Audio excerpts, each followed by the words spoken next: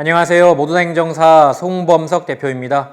유형별 운전면허 구제 정보를 소개하는 운전면허 구제 별별 유형 코너입니다. 모두다 행정사는 한순간 실수로 인해 면허가 취소가 돼 생계가 막막해진 분들에게 실질적으로 어떻게 움직여야 하는지 정보를 제공해드리고 있습니다. 인터넷에 떠도는 잘못된 정보 대신 확실하게 맞는 답을 제공해드리고 시청자들에게 도움을 드리고자 하는 목적으로 영상을 제작했습니다. 오늘은 2020년 기준 도로교통법 위반에 따른 벌금이 얼마인지에 대해서 설명을 드리도록 하겠습니다. 먼저 화면을 보시죠. 먼저 음주운전 초범의 경우로 인사사고가 없는 경우에 대한 벌금입니다. 2020년 기준이며 다만 인사사고는 없더라도 물적 피해 사고 등이 발생한 경우에는 이 벌금보다 조금 더 가산이 될 수 있다는 점을 알아두시길 바랍니다.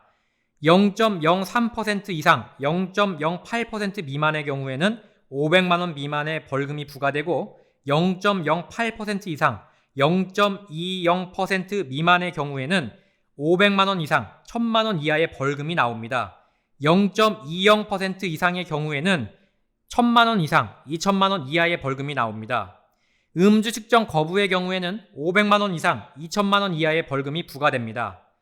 이 법규에 명시되어 있는 벌금액이 기준이기 때문에 이대로 벌금이 나오는 경우가 대부분이긴 하나 법정 양형 참작 사유에 따라 법이 정하고 있는 벌금액보다 더 낮게 또는 더 높게 나오는 경우도 많기 때문에 얼마 이상, 얼마 이하라는 것이 꼭 반드시 고정된 것은 아니라는 점을 참고하시길 바랍니다.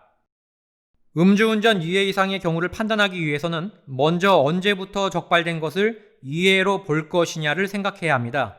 가령 1997년에 한번 적발된 뒤 2020년에 적발된 것도 유해로 볼 것인지 등과 같이 이런 물음과 관련된 것입니다. 정확하게 검찰청 등에서 공개한 자료는 없으나 판례와 경찰 지침에 따르면 통상적으로 2006년 6월 1일을 누적 횟수의 기산점으로 보고 있습니다. 이는 경찰교육원에서 발간한 공식적인 음주 단속 사건 처리 지침인 음주운전 수사론을 기준으로 말씀드립니다. 따라서 현재 기준으로 2006년 6월 1일 이후 유해 적발이 된 사람은 음주운전 유해에 해당이 돼 이에 따라 벌금 또는 징역 또는 징역에 대한 집행유예가 나오고 있습니다. 벌금형은 최소 1000만 원에서 최대 2000만 원이 산정이 되고 있으며 10년 안에 유해 이상 적발인 경우에는 대부분 벌금보다는 징역 또는 징역에 대한 집행유예가 나오는 구공판으로 소환이 되기 때문에 이 점을 꼭 알고 계셔야 합니다. 다음으로 인사사고가 발생한 경우입니다.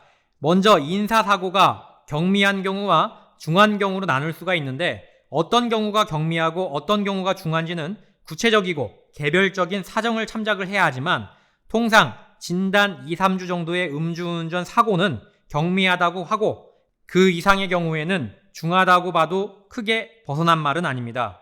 경미한 인사사고는 교통사고 처리 특례법이 주로 적용되며 이 경우에는 벌금이 2천만 원 이하의 선에서 적용이 됩니다. 다만 이 경우 1000만 원 이하로 나오는 경우는 거의 없으며 대부분 1000만 원 이상이 나오고 있습니다. 아울러 경우에 따라서는 구공판에 회부돼 정식 재판을 받는 경우도 있습니다.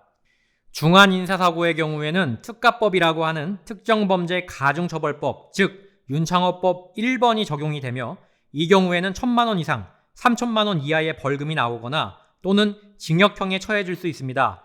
사람이 사망한 경우에는 최소 3년 이하의 징역형에 처해질 수 있습니다. 다만 경미하다고 해서 무조건 교통사고 처리 특례법이 적용되는 것은 아니며 경우에 따라 특정범죄 가중처벌법이 적용되는 경우도 종종 나온다는 점을 알아두실 필요가 있겠습니다.